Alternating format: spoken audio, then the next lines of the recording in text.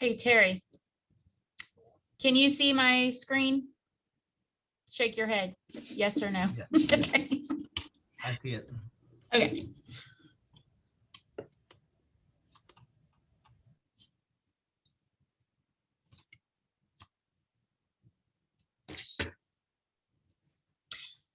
Y'all should have received books in your boxes today. If you haven't gotten it yet, then they should be in your box. If you are doing the accommodated test, you should have an accommodated testing manual. If you're doing the regular, you'll have the regular standard testing manual. And then you should also have it's got 3 pages stapled together that says SAT school day script. And the reason we did that is so that because the books they're challenging to read through because it will say if this, then go to page this, and kind of skips around based on the situation you have. And since we have pre-coded labels for our students, there's a lot that we can skip through. So the actual printed script, that stapled script, is what you'll want to use for actual testing day, because it only covers what needs to be covered in our testing situation. So if you do not have those items, when you check your box, let me know and I'll make sure that you get them. You all did or should have completed the testing training through College Board. I know that Tara Shetler sent a reminder today to people who have not done that. So if you haven't done that, please get that taken care of.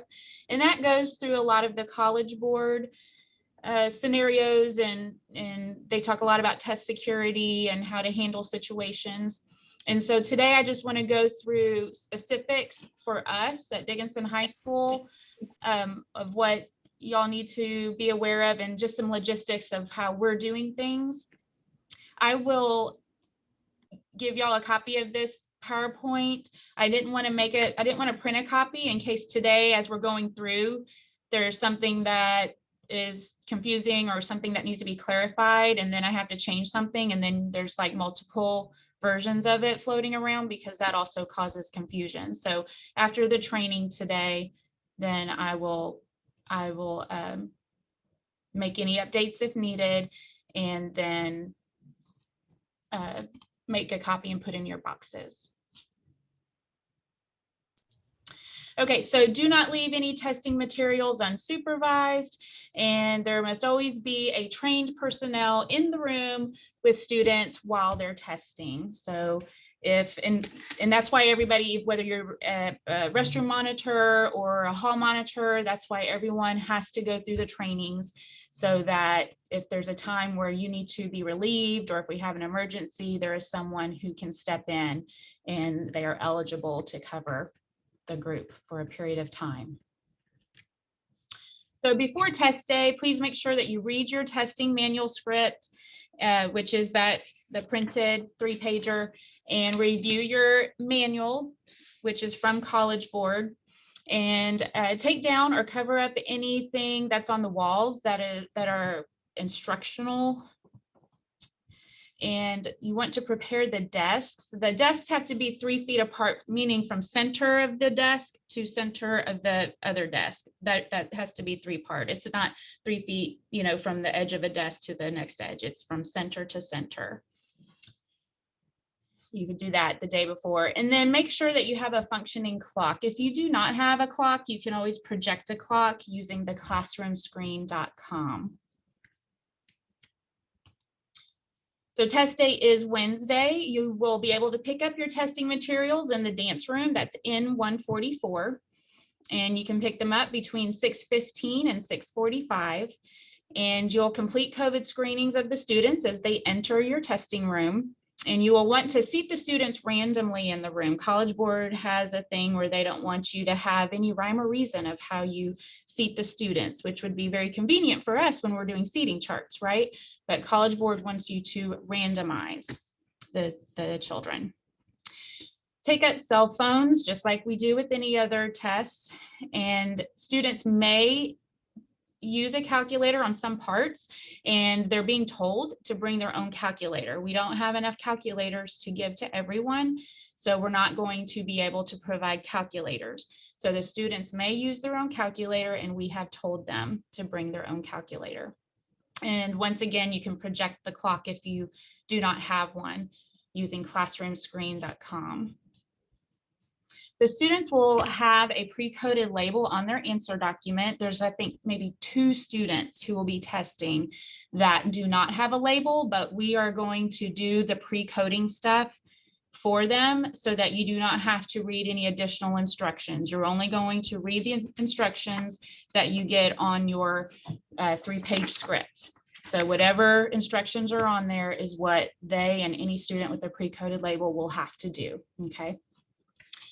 Any students who arrive after your room has already started to test, they're going to go to room D102. They will not be able to test that day because they won't have enough time. So if they happen to make it to your room, which hopefully they won't because there will be people in the hallways to stop them, but you'll refer them to the hall monitor, and the hall monitor will tell them where to go to D102. And you don't need to send any of your materials of absent students to anybody, just you'll leave them in your testing box.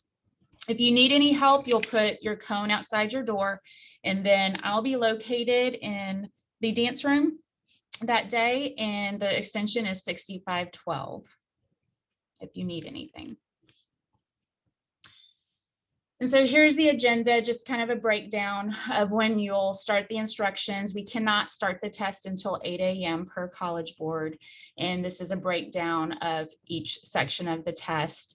And one of the big things with monitoring this test is making sure the students are not going back to other sections or going forward to other sections of the test. And it's easy to know because at the top of each page of the test booklet, it has the section number. You know, it'll say 11111 if it's section 1 across the top, or 22222, you know, so it's easy to know where they are in their test book. So that's one of the big things that you will have to monitor that day.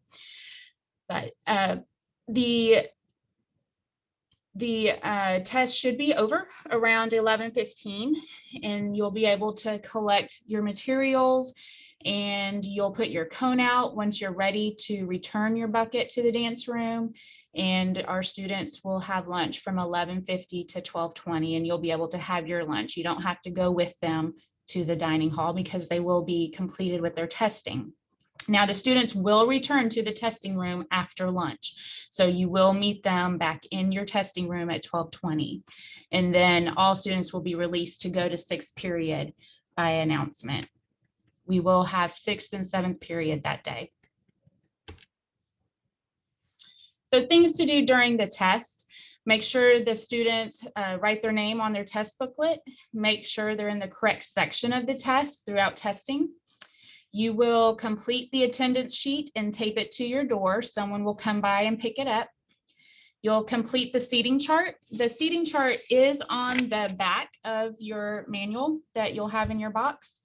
And you will post the start and end times for each section. There is a cheat sheet on page 37 of your manual where basically it has a place to start, to write in the start time, and then it has, you know, based on what section you're on, what time that section should end. You'll need to actively monitor the students, make sure they do not have any cell phones, make sure they do not use highlighters. You know, some kids are kind of trained because of STAR to use highlighters, and that is a big no-no for College Board, so no highlighters. Calculators can be on their desk only when they're in a section where calculators are allowable, and you'll know when those are based on the directions, but that is also designated on the top of each page of the test book. So once again, you'll really need to walk around and be checking where they are in the test books. No food or drinks around the testing material.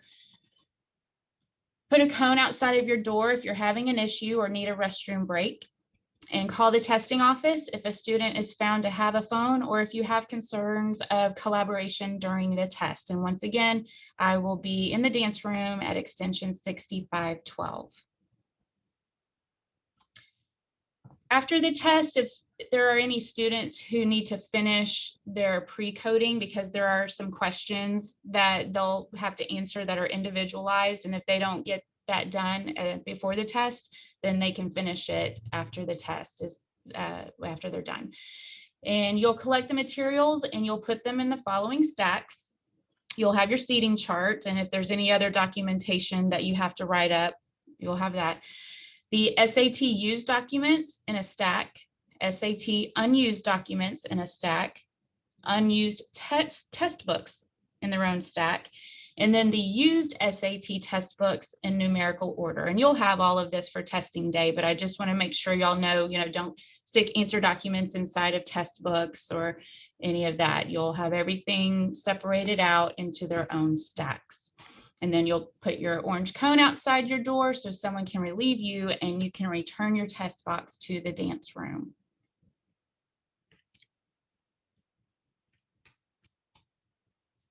Okay, and that is all I had. Are there any general questions that y'all have, or is there anything that was unclear that maybe I need to update on the PowerPoint before? Is there a specific calculator that they're allowed to use, or any calculator? They can use in your guide. There is a page that says it's basically the 4 functions are fine. I mean, allegedly they can do this test without a calculator, but 4 function is fine. There's some graphing calculators. I think it's just they can't connect to the internet. If there's anything that connects to the internet, they can't use it. Okay, thank you. But let me find that page, and I'll put that, yes, on page 38 of your manual. It says which calculators are acceptable and which are not acceptable. So basically unacceptable are laptops or computers, tablets, smartwatches, models that can access the internet.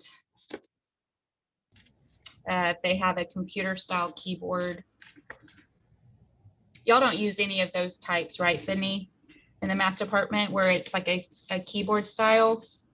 Well, we have the Inspires, which I believe is part of the recommend, or like you can use it on the test. Yeah. It is a keyboard style, but it doesn't connect to the internet. Okay. I can look up the list and see if it's. Yeah, it has like the on the list it has the numbers, the TSI whatever of what's acceptable. And I'll put that list on the navigator tomorrow for the kids so they can see as well and make sure that they have a compatible calculator. Where do backup proctors go in the morning? What was the first part of the question? Where do backup proctors go in the morning? Oh, go to N144. Okay, thank you. Advanced room. Anyone else? If we're the, I think it was, I don't remember the exact wording of it, but like the relief person for a couple of rooms, what should we be doing? So if you'll check in to N144, and I didn't notice, did it have which rooms you're responsible for? Yeah, it had like 4 different rooms. Okay, so basically you'll pick up attendance when it's time and then be watching for cones, if they put a cone out, and deal with any of those issues. It's usually questions, or maybe something is wrong with an answer document, they need a new one or something, just random things that happen on testing days. Oh, okay, cool. Thanks. Anyone else? I have a question, Dr. Mhm. Yeah. I'm sorry, I missed the first couple of minutes. So my location is the LGI, right? I don't What? have my list up, It but says if you up- received that, yeah. Yeah, so, as far as seating, I mean, am I gonna be the only one in there? The other classes gonna be in there? There should be multiple people assigned to the LGI. Okay, Yeah, I'm in it too. how do we, Miss Angel's in there. how does that chart work, or is it across? We typically will space out the chairs so that, the chairs are 3 feet apart. And if there's extra chairs in the aisle, you can just move them out of the aisle so that kids just don't, Okay. make their way. Well, to those spots. So on the back of the chart where we fill in Mhm. how does that look if we're this way? Wide? Okay, so the front, so on that chart, it shows the front and the rear. What you could do is Okay. say if there's 2 of you in the room, if y'all want to divide up the room, like say you do the first 10 rows and then, or 5 rows, and then the other person does the next 5 rows, or however it's split. And then you're each responsible for doing a seating chart for your section. Is Okay. probably the easiest and more manageable. Okay. All right, thank you. Yeah, because that seating chart, you won't be able to do the whole LGI on one chart.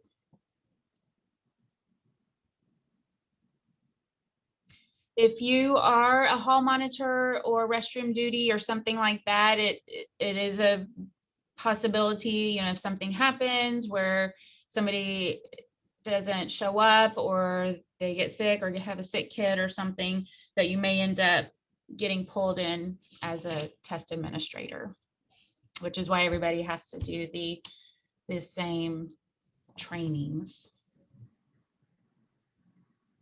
All right, anything else? So if y'all did not get this information in your boxes today, your testing manual or your script, let me know. You can shoot me an email and I will get one in your box ASAP. Okay, and then I will print the PowerPoint out and stick in your box as well. All right. And if you haven't done your College Board training, get that done. Okay. All right. Thanks, y'all. Thank you.